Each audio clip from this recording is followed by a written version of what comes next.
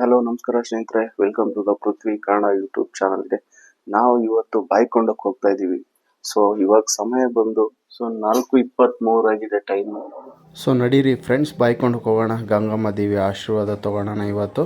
So ನಡೀರಿ, ತೋರಿಸ್ತೀನಿ ನಿಮಗೆಲ್ಲ, ನೋಡಿ ಖುಷಿ. ಕಾರ್ ಬಂದಿದೆ ಅಂತ ಕೆಳಗಡೆ ಹೋಗ್ತಾ ಇದ್ದೀವಿ, ನಡೀರಿ.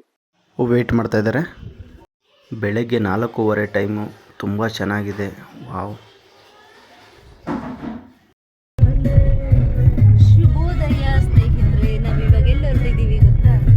ಬಾಯ್ಕೊಂಡ ಟೆಂಪಲ್ಗೆ ಹೋಗ್ತಾ ಇದ್ದೀವಿ ಗಂಗಮ್ಮ ದೇವಿ ದರ್ಶನ ಮಾಡ್ಕೊಂಡು ಬರೋಕ್ಕೆ.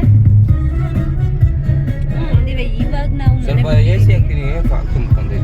ಹೈವೇ ಅಲ್ವಾ ಸ್ನೇಹಿತರೆ, ತುಂಬ ಹುಷಾರಾಗಿ ಹೋಗಬೇಕು ನೈಟ್ ಹೊತ್ತಲ್ಲಿ. ಯಾಕೆಂದರೆ ಕೆಲವರು ತುಂಬ ರ್ಯಾಶ್ ಡ್ರೈವ್ ಮಾಡಿ, ಬ್ರದರ್ಗೆ ನಿದ್ದೆ ಬಂದರೂ ಕೂಡ ಜಾಗ್ರತೆಯಿಂದ ತುಂಬ ಚೆನ್ನಾಗಿ ಗಾಡಿ ಓಡಿಸ್ತಾ ಇದ್ದಾರೆ ಅವರು.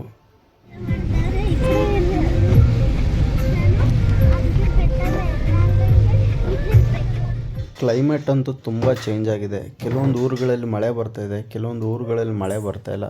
ಬಟ್ ವೆದರ್ ಅಂತೂ ಸೂಪರ್ ಆಗಿದೆ ಸ್ನೇಹಿತರೆ. ಮಸ್ತಾಗಿ ಜರ್ನಿ ಮಾಡಿಕೊಂಡು ಆರಾಮಾಗಿ ಬರ್ಬೋದು ನೀವು ಕೂಡ. ಸೊ ಫೈನಲಿ ಸ್ನೇಹಿತರೆ, ದೇವಸ್ಥಾನ ಹತ್ರ ರೀಚ್ ಆದ್ವಿ. ನೋಡಿ ಕ್ಲೈಮೇಟ್ ಎಲ್ಲ ಹೆಂಗಿದೆ ಅಂತ. ಸೊ ಸೂಪರ್ ಆಗಿದೆ. ಬೆಳಗ್ಗೆ ಈ ಥರ ಕ್ಲೈಮೇಟ್ ಇದ್ದರೆ ಇನ್ನೂ ಮಜಾ ಬರುತ್ತೆ.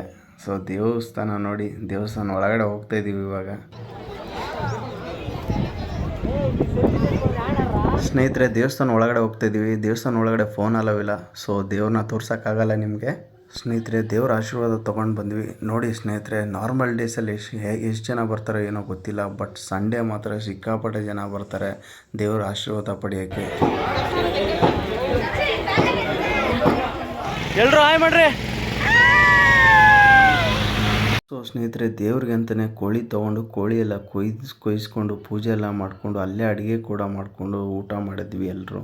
ಸೊ ಸ್ನೇಹಿತರೆ, ಪೂಜೆ ಪುನಸ್ಕಾರ ಊಟ ಎಲ್ಲ ಮುಗಿಸ್ಕೊಂಡು ಇವಾಗ ಮನೆಗೆ ಹೋಗ್ತಾ ಇದ್ದೀವಿ ರಿಟರ್ನ್.